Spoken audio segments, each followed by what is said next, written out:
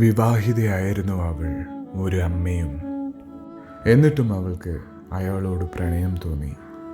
അവൾക്കറിയാമായിരുന്നു തെറ്റ് തന്നെ ആണ് എന്ന്.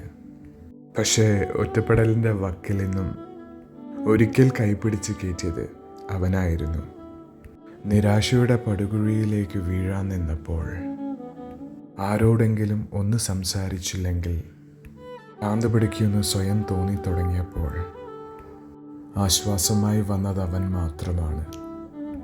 അവളെ മനസ്സിലാക്കേണ്ടിയിരുന്നവർ ഒരിടത്ത് പോലും അവളെ നോക്കാതെ അവഗണിച്ചു പോയപ്പോഴാണ് അവൻ അവളെ മനസ്സിലാക്കാൻ തുടങ്ങിയത്. അവളെ കേൾക്കാനും അവൻ്റെ കാതുകൾ നൽകിയത്, മനസ്സിലാക്കാൻ ശ്രമിച്ചത്. മണിക്കൂറുകളോളം അവർ സംസാരിക്കാൻ തുടങ്ങി. മടുപ്പില്ലാതെ പരസ്പരം അറിയാൻ ശ്രമിച്ചു.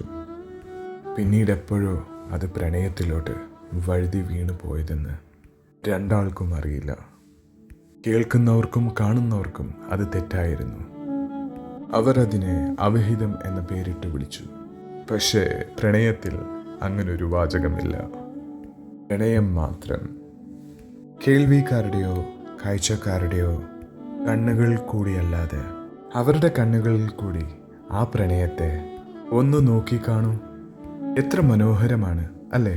അവിഹിതമെന്ന് വിളിച്ചു തള്ളാൻ എന്തെളുപ്പം. And that's love. Yeah.